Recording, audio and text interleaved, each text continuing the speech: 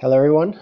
So I wanted to talk about some extra stuff that I kind of skipped over, I guess.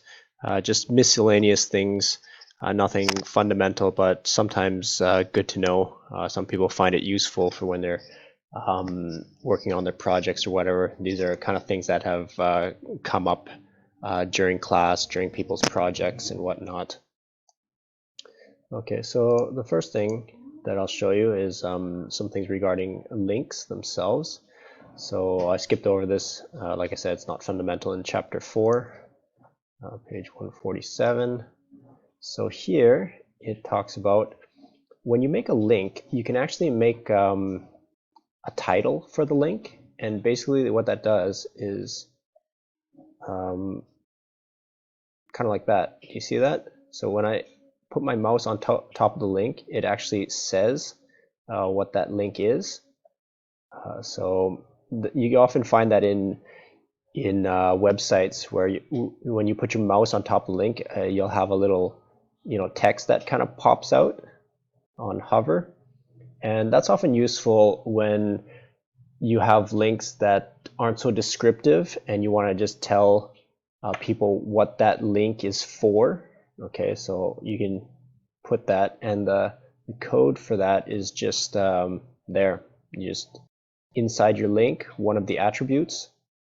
So you obviously have your href attribute, and then you just press space and you add another attribute and just call it title, and then you can write whatever text you want in there.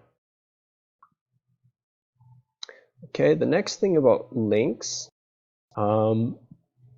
is that you can actually link to specific parts in your page. So this is very similar to the page top example that we did. But let's say you're coming from another page. Okay, so I'm coming from the I don't know, from some other page, and I want to link to this page, but I don't want to go right from the top of this page. I want to link, and when they click that link, it's going to go right to this part of the page. Okay, and in order to do that, of course, you need an ID so that you can actually reference it. And then what you do is you do this. So when you make the link, you say, okay, so which is the web page that you're linking to? And then without a space, you tag on the ID. So I'm linking to this web page at this exact ID. So if you want to link to a specific part of a page from another page, that's how you do it. So after that, let's talk about external links. So I think I already told you how to do this. If you want a link to open up in another tab, use this attribute target blank. But I want to talk about when you're actually supposed to use external links as opposed to internal links. So when you're in a website, all the links that go to pages that are part of that website, you should keep them as external links. So i.e. not using this at all. When you do use external links is when you're linking to another website, somebody else's website. So why is that? So let's say I make a web page about, I don't know, basketball. Okay, so I have my pages about basketball and why I play basketball and my passion and my favorite team and my favorite players and whatnot. And so I have pages for all that, a page for the player I like, a page for the team I like, etc. And then I have a link that goes to the official NBA website. Okay, now the thing is, if I were to put that as an internal link, what would happen is, so if somebody clicked on that, it would go to the official NBA website, and they might start browsing around, start looking at videos and whatnot. And then all of a sudden they say, okay, I need to get back to the original website, the one that was made by Keyson. How do I get back? And the only way to get back in that case is to hit back, back, back, back, back, back, back. And depending on how long they navigated inside the official site, they might have to click back like 100 times, or they might have to insert the URL again if they remember it. Okay. Whereas if I open up a completely new tab, all I would have to do is just go back to the original tab. Okay, so that's why we open up external sites in their own tab. In case we need to go back to the original one, we can just jump to the original tab. Okay, something else here. Okay, so talking about CSS, a couple things here. The first one, I include a link. It's a website, kind of a forum that talks about why not use tables for layout. So some people have used it. So let's just take a look at a website. So here's a Moodle page, and this actually could be implemented with a table, right? What you could actually do is you could make a table with 3 columns and then divide it up into rows or whatever. Or let's check out another website. Let's just see. Something like this, could be made with a table, right? You can make a table, make 2 columns, and then you have 1 row here, another row, and another row, etc. Okay, but that's not the best thing to do, and this link that I just showed you kind of goes here and kind of discusses that, and I'll just make a comment on that. The reason to not do that is that's not what tables are for. Okay, tables are for tables of data, okay, for referencing information, and that's what you should be using them for, not for layout purposes. Okay, and that goes for pretty much any element. For example, I've seen in the past people have used headings, for example, H2 or H3 to write a paragraph, right? Just because they wanted their paragraph to be written in big letters, like kind of bold or kind of a bigger font. So instead of actually styling their paragraph and saying, font size 18 and font weight bold or something like that, they just use an H3 to make a paragraph. But H3 is not a paragraph, okay? And that's not what it's for, okay?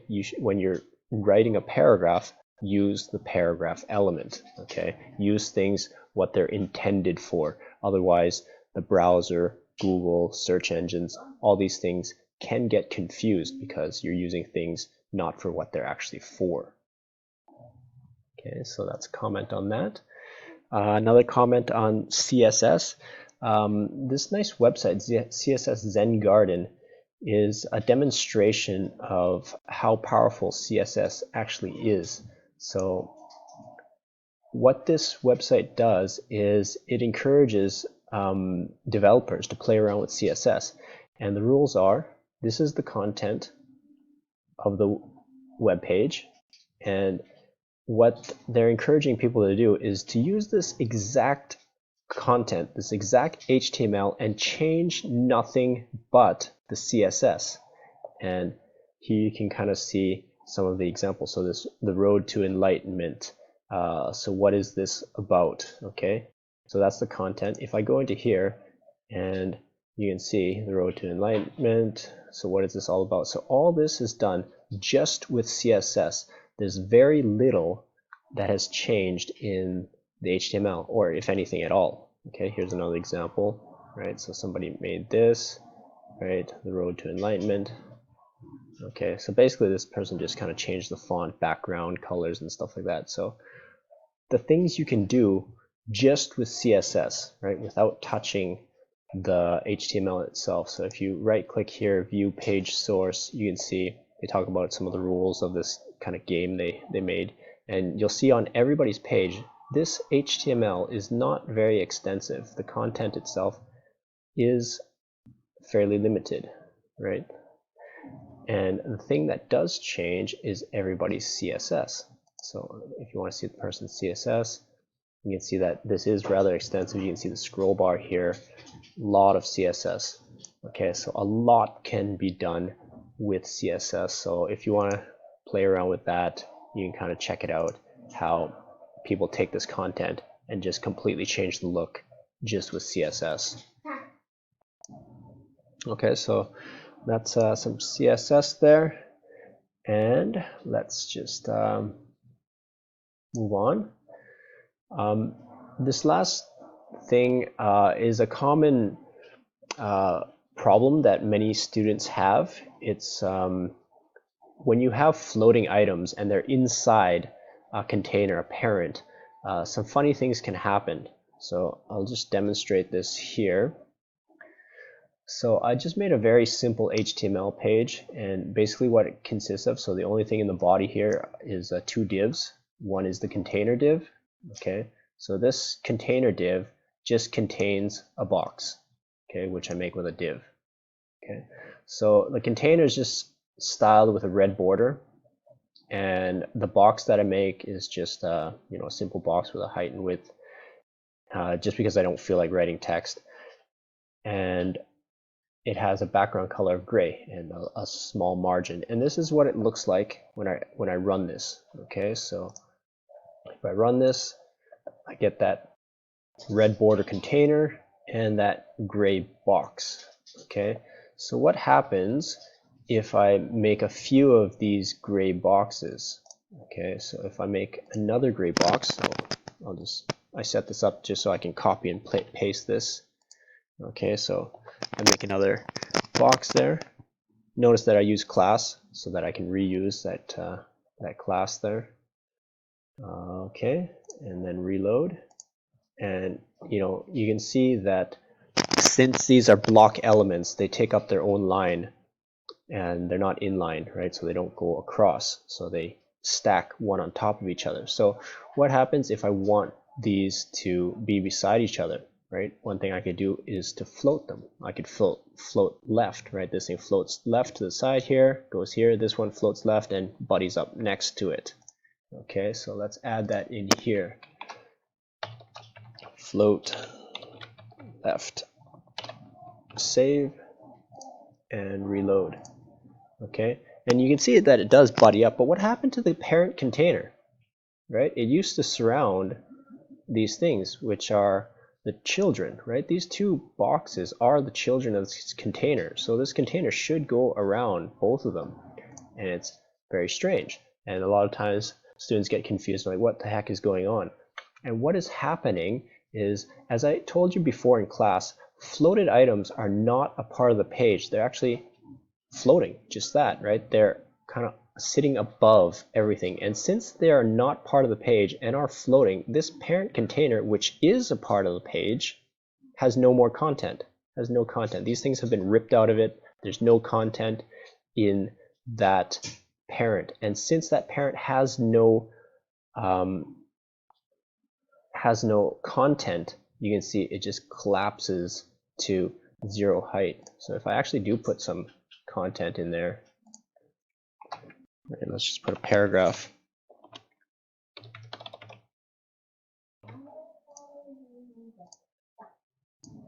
All right, you can see that that content does force some height since there is content. But when there's no content, that collapses. And that can be a problem. People want their children to be inside that parent.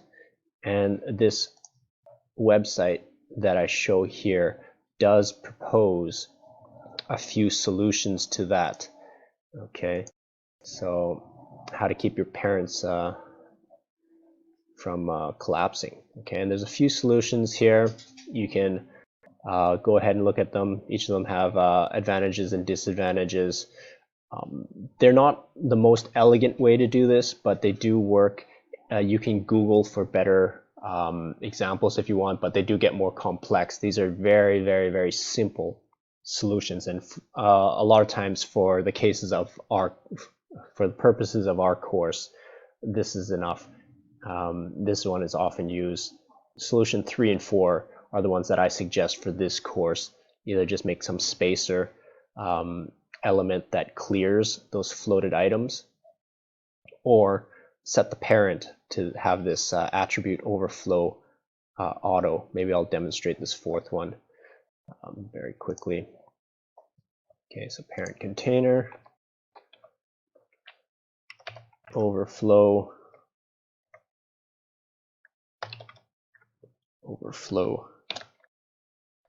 auto. Save and reload. So that actually fixes it like that. But like I said, these aren't the ideal solutions. They just kind of work, and for our courses, it's fine.